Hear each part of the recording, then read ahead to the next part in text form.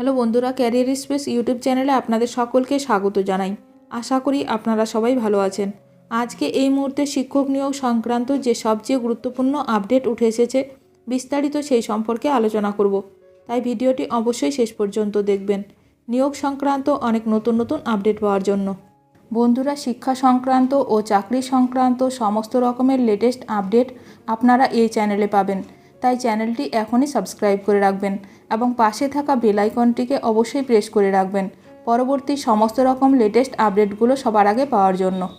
হলো না শেষ রক্ষা, 6% সুদসহ বকেয়া ফেরাতেই হবে, সুপ্রিম কোর্টের নির্দেশিকা রাজ্য সরকারকে। হলো না শেষ রক্ষা, 6% সুদসহ বকেয়া ফেরাতে হবে, সুপ্রিম কোর্টের নির্দেশিকা রাজ্য সরকারকে। দেশের সর্বোচ্চ আদালত বৃহস্পতিবার বলেছে যে বেতন এবং পেনশন সরকারি কর্মচারীদের ন্যায্য অধিকার এবং এতে বিলম্ব হলে তাদের সুদসহ তা কর্মীদের প্রদান করা উচিত সরকারের। এই নির্দেশে কিছুটা বেকায়দায় রাজ্য সরকার। বিচারপতি ডিওয়াই চন্দ্রচূড়ের নেতৃত্বাধীন বেঞ্চের পর্যবেক্ষণ, যে সরকার বেতন ও পেনশন দিতে দেরি করেছে তাদের উপযুক্ত হারে সুদ দেওয়ার নির্দেশ দেওয়া উচিত। বেঞ্চ তার আদেশে উল্লেখ করেছে, বেতন ও পেনশনের বকেয়া পরিশোধের যে নির্দেশনা সুপ্রিম কোর্ট দিয়েছে তা ব্যতিক্রমহীন।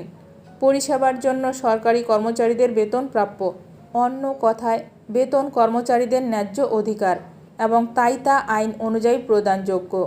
একইভাবে পেনশনভোগীদের বছরের পর বছর ধরে পেনশন দেয় সরকার, এটিও ন্যায়সঙ্গত অধিকারের বিষয়।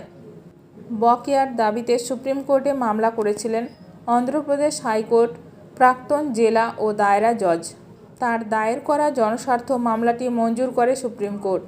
সেই মামলার পরিপ্রেক্ষিতেই 2020 সালের মার্চ-এপ্রিল মাসের বিলম্বিত বেতন প্রদানের নির্দেশ দিয়েছে শীর্ষ আদালত।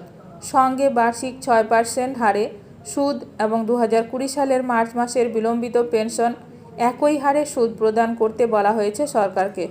সুপ্রিম কোর্টের নির্দেশ অনুযায়ী সর্বোপরি টানা এতদিনের বেতন বার্ষিক 6% হারে সুদ এবং 2020 সালের মার্চ মাসের বিলম্বিত পেনশন একই হারে সুদ প্রদান করতে বলা হয়েছে সরকারকে। আগেই সুদের হার 12% করার নির্দেশ জারি করেছিল সুপ্রিম কোর্ট, যদিও পরে রাজ্য সরকারের অনুরোধের জেরে সেই মাত্রা 6% কমানো হয়। এখন দেখার বিষয় এ নিয়ে আরও কি গুরুত্বপূর্ণ খবর উঠে আসে। ভিডিওটি ভালো লাগলে অবশ্যই লাইক করবেন।